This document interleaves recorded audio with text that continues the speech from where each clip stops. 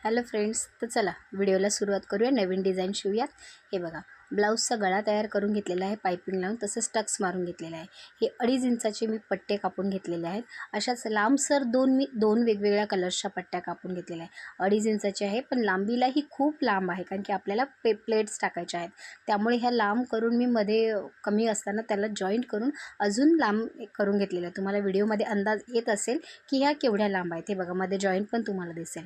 आणि अशाच प्रकारच्या 2 वेगवेगळ्या कलर्सच्या तुमचे जे ब्लाऊज असेल त्या हिशोबाने तुम्ही वेगवेगळे 2 कलर घेऊ शकता आणि त्याला असे पूर्ण दोन्ही साईडला एकमेकांवर ठेवून स्टिच करून घ्यायचे आहे.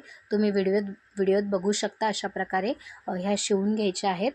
हे बघा, आता हे आपण शिवून घेतलेले आहे. एक बाजू आपली थोडीशी ओपन आहे. आता आपण ह्या पट्टीला सरळ करून घेऊया, म्हणजे उलट बाजू आतमध्ये टाकूया आणि पट्टी सरळ करून घेतली.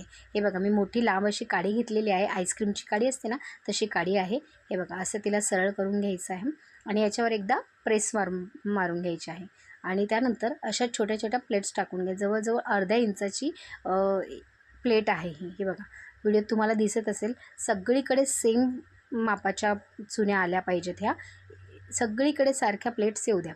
हे बघा, तुम्हाला ही व्हिडिओ कशी वाटते नक्की कमेंट करून सांगा. तसेच मी ब्लाऊज कटिंगही आपल्या चॅनलवर टाकते, तेही तुम्ही नक्की बघा. हे बघा, अशा प्रकारे आता आपण हे पूर्ण प्लेट टाकून घेतलेले आहे. आता आपण हे गळ्याला सेट करून घेऊया. हे बघा, मी गळ्यालाही पूर्ण आता ही व्यवस्थित सेट करून घेतलेलं आहे. ज्या कलरच्या कापडाच्या मध्यभागी आपण शिलाई मारतो आहे तो शक्यतो धागा घ्यायचा. आता मी जर पिवळा कलरचा धागा घेतला असता तर मी पिवळ्या कपड्यावर घेतला असता. मी लाल कलरचा हा धागा घेतला आहे, त्यामुळे मी लालवरून शिलाई मारते. नाहीतर मग ते कॉन्ट्रास्टवर तो धागा उठून आला असता. ठीक आहे, बरोबर मध्यभागी त्याला अशी व्यवस्थित गोल गळ्याला तुम्ही शिलाई मारू शकता. तसेच तुम्ही ही डिझाईन पान गळ्यामध्येही करू शकता. खूप छान दिसते. मटका गळ्यामध्येही डिझाईन खूप सुंदर दिसते. हे बघा, 2 शेडेड कलर आहेत, त्यामुळे खूप उठून आलेले आहे. हे बघा, आता सुईमध्ये धागा होऊन घ्यायचा आहे आणि व्हिडिओत दाखवल्याप्रमाणे हे बघा असं याला टाका मारून घ्यायचा आहे. तुम्ही व्हिडिओत नीट बघू शकता. हे बघा, खालून परत धागा काढलेला आहे आणि प्लेटच्या एका बाजूला टोकाला जोडून परत आत टाकलेला आहे. त्यानंतर असा एक मणी घेऊन मी तो शेअर केलेला आहे. हाताला माझ्या सुई घुसली, त्यामुळे 1 सेकंड थांबले. हे बघा, अशा पद्धतीने तुम्ही व्हिडिओत बघू शकता. मी परत तुम्हाला एकदा दाखवते. हे बघा, हे सगळे असे मी शिवून घेतले. एवढी सुंदर दिसते ना ही डिझाईन, खूप सुंदर दिसते. म्हणजे साध्या सिंपल गोल गळ्यालाही आपण शिवू शकतो. बऱ्याच लेडीज कशा की त्यांना डिझायनर ब्लाऊज म्हणजे खूप डीप गळा किंवा वाकडे तिकडे असे वेगवेगळे डिझाईन आवडत नाही. तशा वयस्कर लेडीजलाही हा गळा ब्लाऊजचा गळा खूप सुंदर दिसतो. म्हणजे एजेड आहे पण तरीही त्यांना हा खूप सुंदर दिसतो. आणि मध्यम एजच्या बायकांना हा खूप सुंदर असा गळा आहे.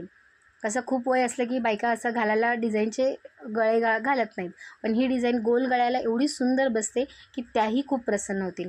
बघा, व्हिडिओत दाखवल्याप्रमाणे तुम्ही असे टाके मारून घ्या आणि हे व्हिडिओ नक्की बघा आणि हे ब्लाऊजही नक्की शिवून मला कमेंट करून सांगा की तुम्हाला हे कसं वाटलं म्हणून. हे बघा, व्हिडिओ दाखवल्याप्रमाणे तुम्ही हे बघा. आपल्या लॉंग अजून व्हिडिओ आहेत, ब्लाऊज कटिंगच्या व्हिडिओ आहेत, त्याही तुम्ही नक्की बघा. तसेच मी ब्लाऊज कसे शिवते, कसे फिनिशिंगने शिवते, हेही मी तुमच्यासोबत शेअर करत असते.